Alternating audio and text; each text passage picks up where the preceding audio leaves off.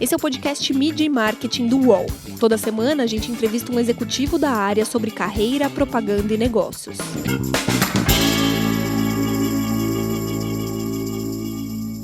O consumidor não será mais o mesmo depois da crise do coronavírus. Como as agências de publicidade estão se preparando para este novo momento?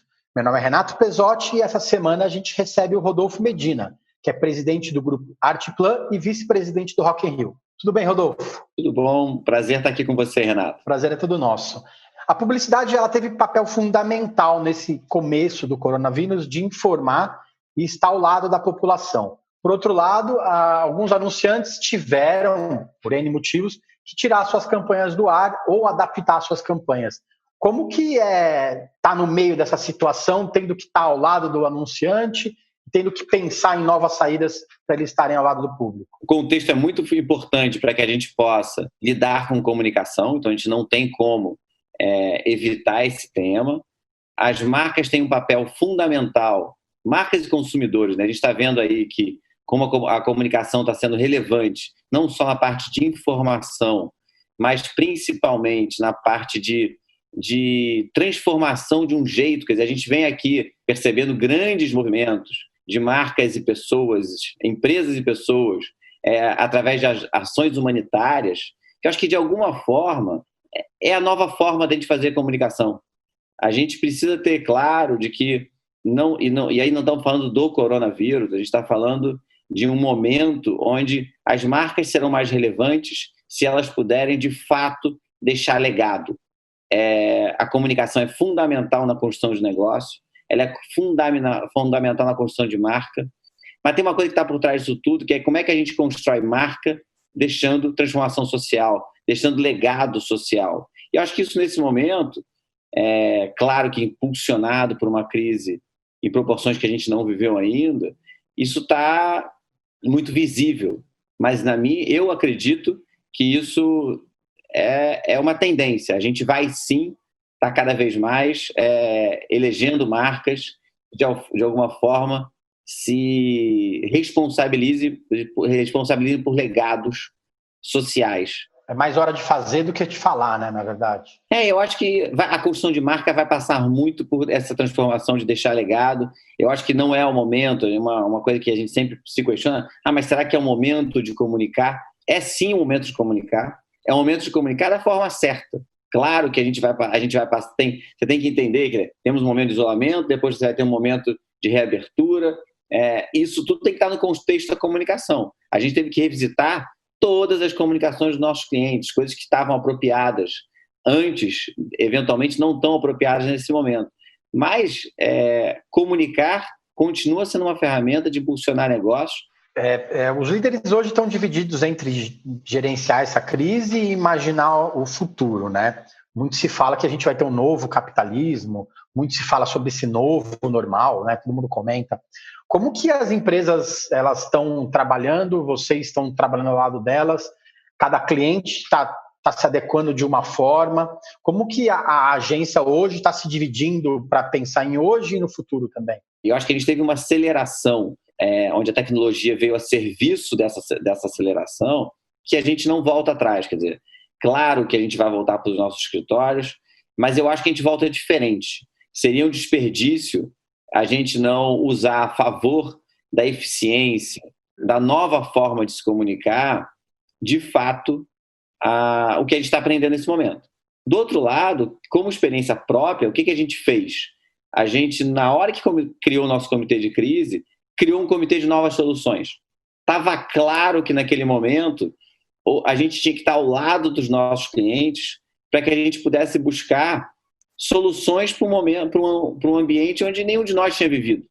E a gente tem do nosso lado, e aí é uma coisa que é interessante, falando aqui das nossas transformações, a gente entrou como um grupo que tinha aí um grupo grande de empresas que individualmente eram bastante poderosas, cada um fazendo a sua entrega de forma relevante, mas a gente vai sair dessa crise como um grupo que trabalha de fato de forma integrada.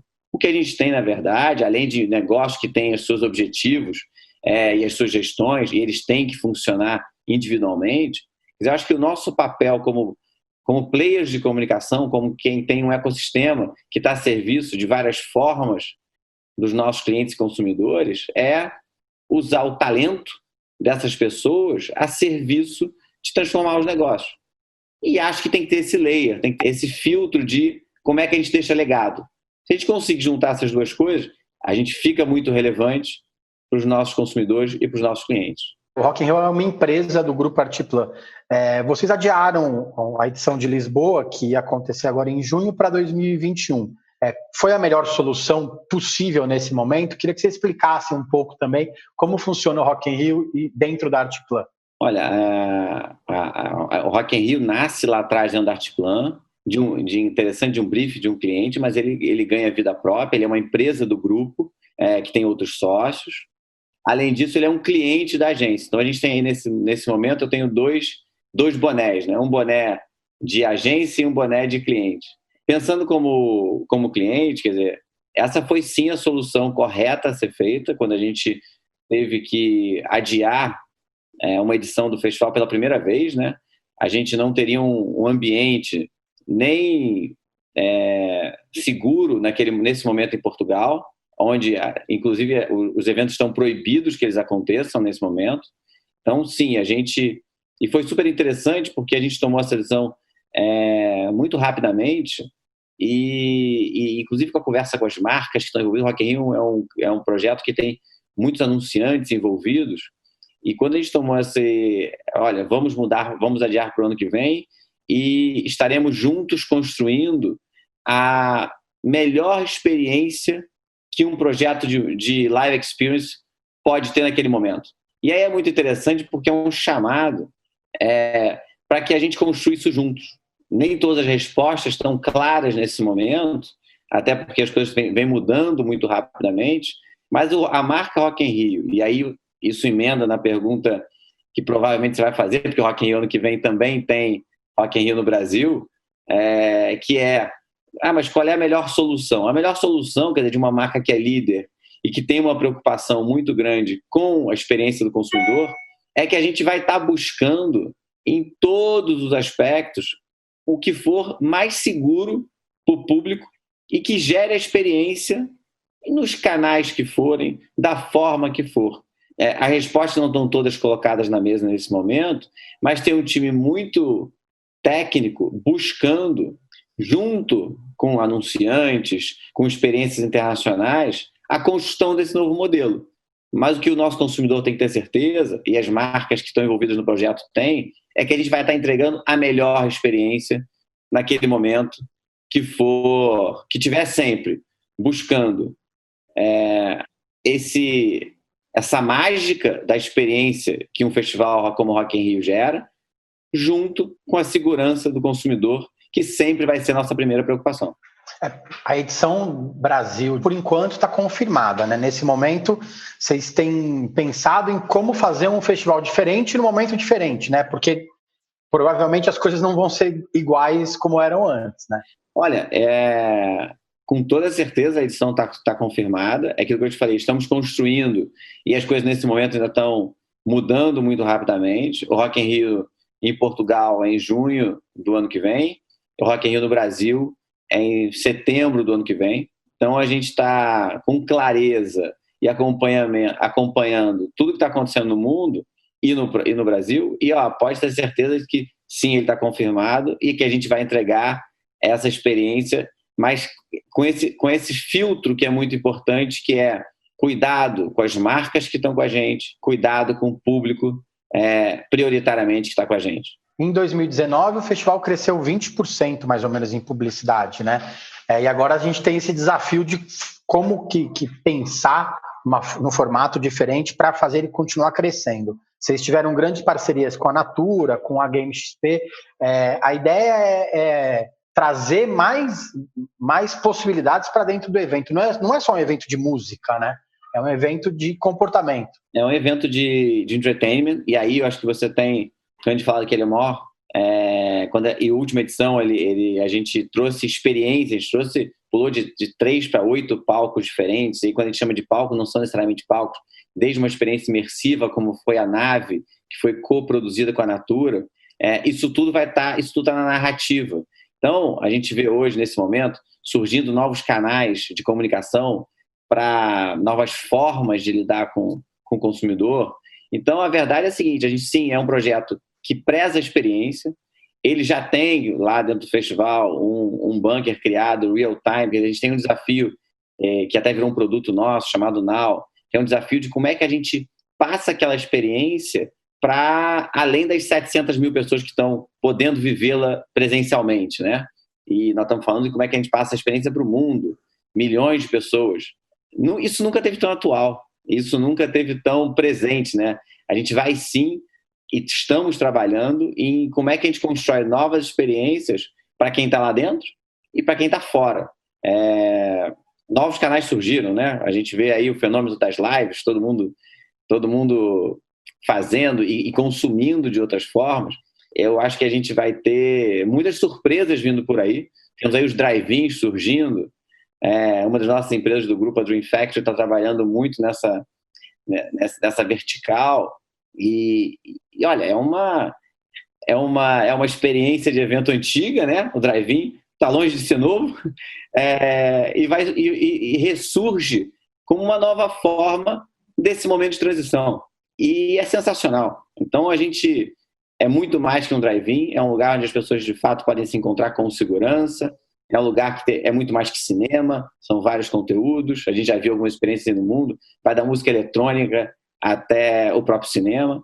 Então, eu acho que vai dar trabalho, vai ser necessário um mergulho em áreas que a gente não estava acostumado a mergulhar, mas a gente está com um time pronto fazendo isso, e acho que é isso. Se o filtro segurança do nosso público está em primeiro lugar, a gente vai construir as soluções a partir daí. Você é filho do Roberto Medina, que foi o criador do Rock in Rio. Como que é ter essa inspiração dentro de casa, né? Tem o lado positivo, né, de ter um cara como esse do seu lado o tempo todo, mas tem o lado negativo que é ter essa pressão, né? Como que é trabalhar em família aí, e especificamente no Rock in Rio? Olha, eu só posso elogiar, porque é sensacional a gente ter a chance de ter um líder próximo, a gente pode se consultar, e que é um agente de transformação muito forte. O Roberto é muito ativo, ele tem uma relevância na entrega daquela experiência, ele é muito cuidadoso com os detalhes, ele está muito preocupado, a gente brinca, mas é verdade, com a flor da cidade do rock, e a flor é a experiência do público. Eventualmente a pessoa nem percebe, mas no fundo percebe. Quer dizer, aquela experiência só tem aquela relevância, as notas dos consumidores que vivem aquilo são tão altas porque tem esse cuidado com a pintura certa no lugar certo, com o detalhe. Então, ter um líder que é um sonhador, com uma capacidade de realizar muito próximo, eu só posso ver que tem benefícios. Somos, sim, uma empresa que tem um lado familiar, tem um lado muito estruturado, executivo, mas tem um lado familiar. Então, quando você consegue conciliar essas duas coisas, tem um time de gestão sênior, talentos dentro do grupo, e é uma coisa que o Roberto sempre quis muito ter próximo, talentos que façam a diferença, e ter, do outro lado, esse líder próximo, faz uma diferença. É um acelerador de resultado, de visão sensacional. Mídia e marketing volta já.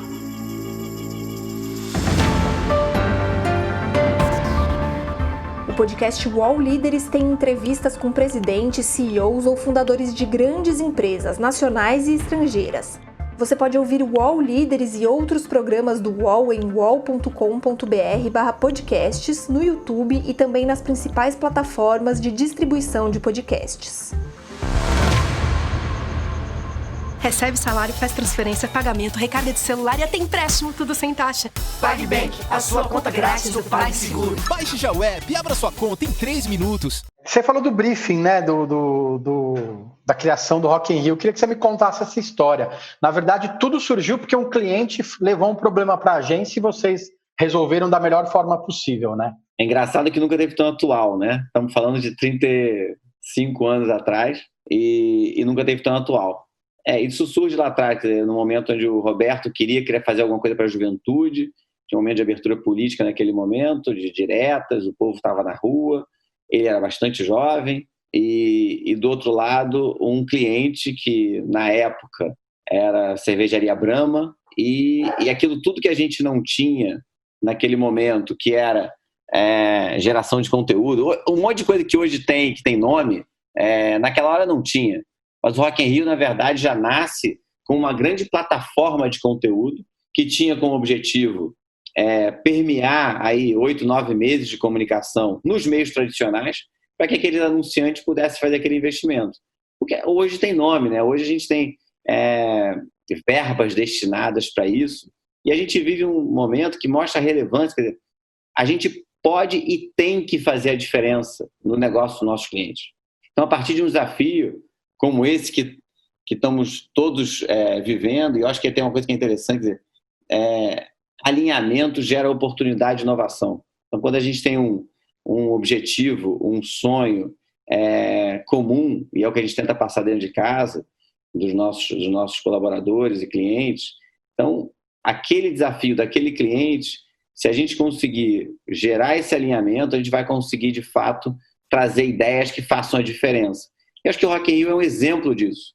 Ele nasce lá atrás assim, foi uma história bastante dura de lá para cá, e uma marca hoje, uma marca global, quer dizer, internacional, que está presente em alguns países, que tem uma história super rica, que está entre as marcas mais desejadas aí, e que nasce de um briefing, de uma vontade de um empreendedor de trazer, de fazer alguma coisa naquele momento pela juventude do seu país.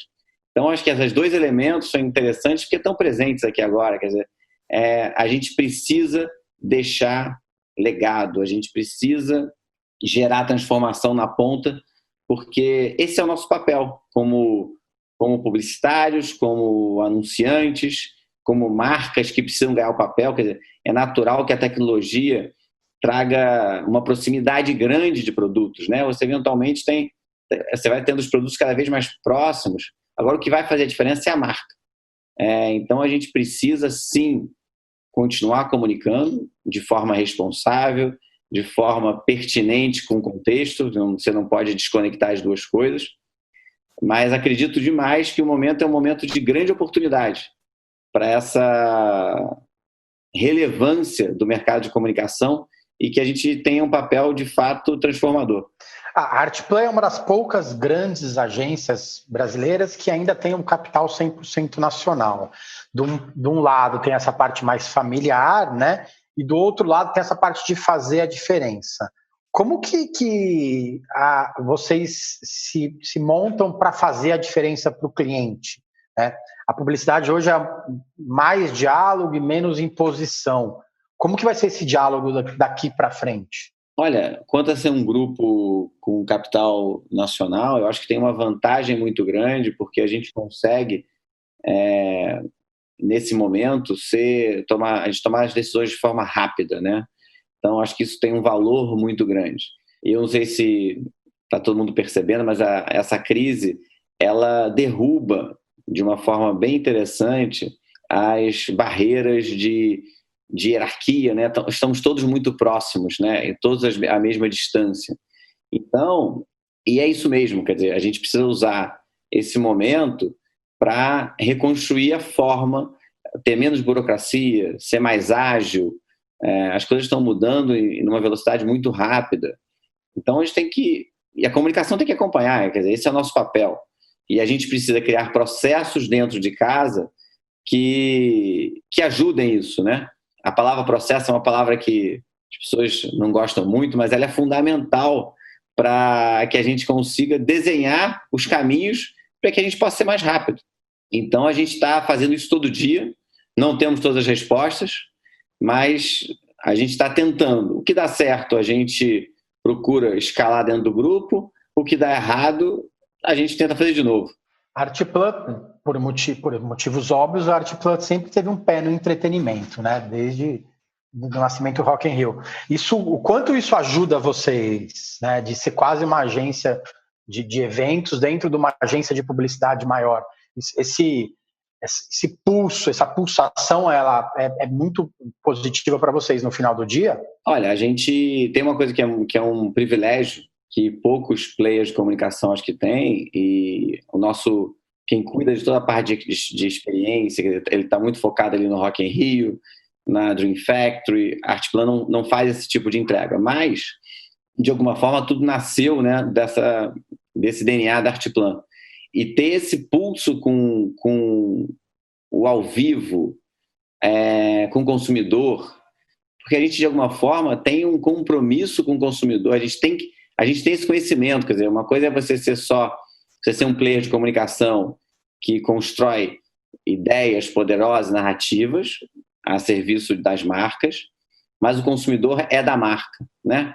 No nosso caso, o consumidor, a gente tem um pedaço do nosso trabalho que o consumidor se relaciona diretamente com a gente. E aí, sim, com esse layer do entretenimento. Mas vale entretenimento para corrida de rua, né? Vale entretenimento são muitas para arte, por exemplo. Então, você tem muitas naturezas de experiência que trazem uma riqueza para dentro da conversa super interessante. Então, eu sim acho que isso é um grande diferencial do grupo e que está a serviço cada hora. Quer dizer, quem cuida dessa experiência são marcas específicas dentro do nosso grupo de empresas, mas trazem para o todo uma experiência do consumidor interessante. Então, a gente aprende demais com eles e, com isso, a gente consegue reproduzir em outros momentos, no momento onde o consumidor não está em contato direto com a gente, e sim com nossos anunciantes, nossos clientes. Você sempre teve uma relação com a publicidade muito próxima, né? Principalmente por causa do seu pai. Você, pessoalmente, você acha que a publicidade perdeu um pouco do charme, ou a gente acha isso porque tudo mudou, o mundo tem mudado e a gente fica com esse saudosismo, né? Não é só saudade, é saudosismo. Olha, eu acho que ela tem um papel fundamental, e eu acho que a gente tem que falar aqui de relevância. Quanto mais diferença a gente puder fazer no negócio, mais relevante a gente vai ser.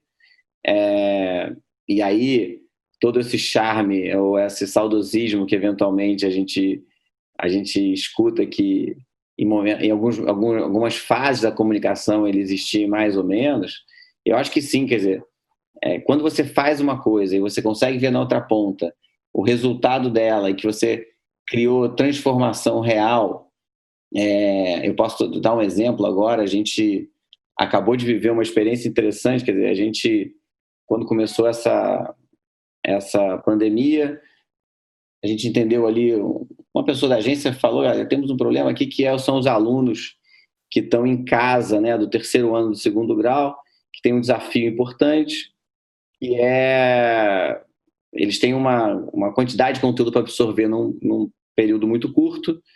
Eventualmente as escolas não estão preparadas com o ensino à distância, tão preparadas assim, e esses alunos, não é que eles podem perder esse ano, eles podem perder esse ano e o próximo, se não passarem nas universidades.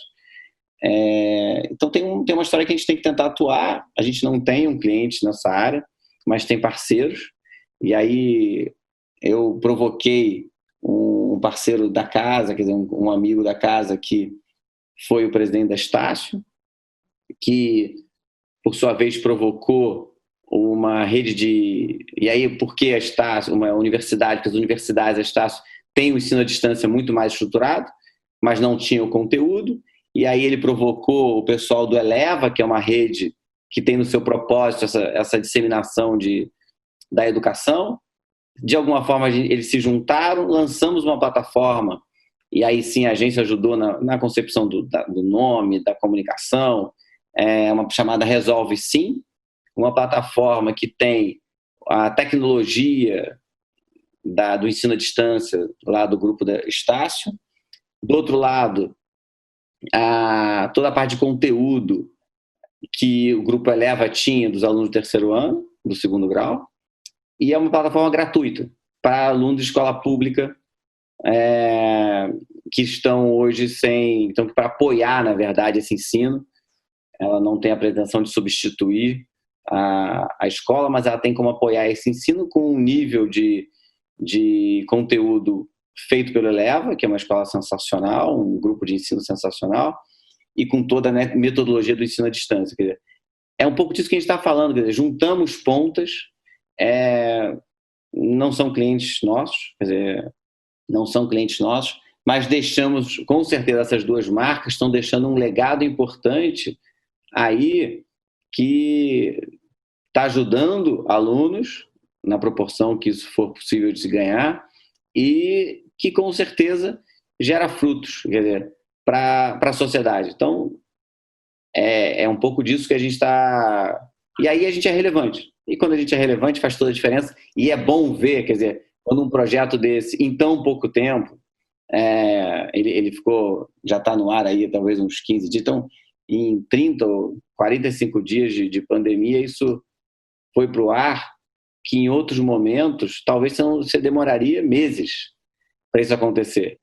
Então, isso é uma oportunidade interessante para a gente ter, de novo, gerar algum tipo de transformação na ponta. A agência tem o problema de se chamar agência, né? Ela fica com o estigma de agenciadora sempre, né? E nesse momento vocês foram mais os conectores do que agenciadores, né? É um outro tipo de papel, na verdade. Eu acho que a história de ser um agenciador traz algum preconceito, mas quando você está fazendo esse papel de conexão, você está fazendo exatamente esse papel, né? Então, é muito mais preconceito com o nome do que a função mudou. A função foi a mesma, onde a gente conectou pontas. Então, eu acho que essa é a relevância que a gente tem que buscar no nosso dia a dia. Mudou não só a relevância, como a velocidade, né? Como você comentou, de repente uma plataforma dessa ia demorar 6 meses para surgir, agora ela teve que surgir em 1 mês e acabou, né? Não, eu tenho certeza que se isso, em um momento normal, a gente com certeza demoraria muito mais tempo para fazer. E acho que aí está, quer dizer, essa velocidade de conexão, e de novo, mérito todo da Estácio e do Eleva, não pode ser perdida. Claro que com o final da pandemia as coisas tendem a se restabelecer um pouco, mas a gente tem um compromisso de usar o que a gente está aprendendo a favor dos nossos negócios. Então a gente precisa, e estamos cuidando, voltar diferente. A gente precisa voltar com um outro drive. Falando em outro drive, você sempre achou que você ia ser publicitário ou você pensou em ter uma outra profissão? Olha, foi muito natural, porque a gente tinha em casa, primeiro, esse líder que eu te contei, inspirador, que está no negócio muito próximo, estava jantando, né? A gente tinha uma regularidade de conversas muito próximas, e a gente acompanhava os fracassos, as vitórias, sempre foi muito transparente, muito verdadeiro. Então a gente acabou, de alguma forma, todos os filhos embarcaram no mesmo negócio, em negócios diferentes, né? Porque a Roberta está muito no rock, o Júnior está muito no Dream Factory, mas todos, de alguma forma, estão próximos dessa realização de sonho, de empreender. Então, para mim, foi natural. Nunca ninguém me pediu para ser publicitário, nunca ninguém me pediu para ir trabalhar na agência, mas aconteceu. Eu queria que você citasse uma campanha que você tem muito orgulho de ter participado, de ter criado, tanto na agência ou em algum outro grupo, uma outra empresa do grupo. Queria que você citasse uma campanha que você olha e fala assim, nossa, que bom que eu fiz parte disso. Olha, eu não vou citar eu vou citar uma do grupo, porque eu acho que a gente falou dela aqui, e não é uma campanha, quer dizer, é a criação do Rock in Rio, do primeiro, que nasce de um briefing, e tinha uma campanha, tinha peças, tinha filme, tinha tudo isso. Dá pra gente bastante orgulho, principalmente por tudo que a gente está vendo aqui agora. Tem tem a história do legado, tem a história da transformação social, então aqui tem tá muito atual no contexto, por isso que eu estou citando isso, e tem um monte de peças publicitárias muito legais. Então acho que essa é uma que me deixa... eu queria ter participado mais, na verdade, porque eu não estava lá nessa época. E do mercado, quer dizer, eu acho que a gente está vivendo um momento atual que claro que tem uma dificuldade de produção, né? Uma limitação nesse momento que a gente está vivendo, mas a gente está vendo muita marca se conectar com essa transformação, com essa ajuda. E eu não gosto de chamar de ajuda humanitária porque não é ajuda humanitária, quer dizer, a gente está ajudando as marcas, a gente está ajudando sim o consumidor, mas as marcas estão se ajudando em cada um desses movimentos. Então, eu não sei se eu não estou respondendo a sua pergunta com campanhas, mas cada uma dessas que estão gerando impacto, eu queria estar fazendo junto. A gente teve uma campanha que eu tenho muito orgulho, que essa é nossa, que também não tem peças tradicionais, quando a gente fez há 2 anos atrás uma campanha contra a violência contra a mulher, onde a peça publicitária foi uma música que foi tirada toda de dados em cima de cenas de violência, e as pessoas, na verdade, estavam cantando essa música sem saber achando que aquela música era uma música sertaneja, então parecia uma música de amor, e quando você revelou o clipe, aquilo era uma música de violência. E aí você mostrou como é que essas duas coisas de alguma forma estavam próximas, porque a violência estava muito num pedaço importante dela vindo de dentro de casa, e aí com isso você aumentou muito a procura pelo o número de emergência, né, que é onde as pessoas criam mais denúncias. Então essa foi uma campanha que deu muito, muito orgulho de ter feito. Valeu, Rodolfo. Obrigado pelo tempo, boa sorte aí nesses novos desafios e muito sucesso para a agência. Muito obrigado, parabéns pelo canal. Conte com a gente para tudo que vocês precisarem. Valeu, gente. Obrigado. Semana que vem tem mais. Os podcasts do UOL estão disponíveis em todas as plataformas. Você pode ver a lista desses programas em uol.com.br/podcasts. Mid Marketing tem reportagem e entrevista de Renato Pesotti, edição de áudio de João Pedro Pinheiro e coordenação de Juliana Carpanês.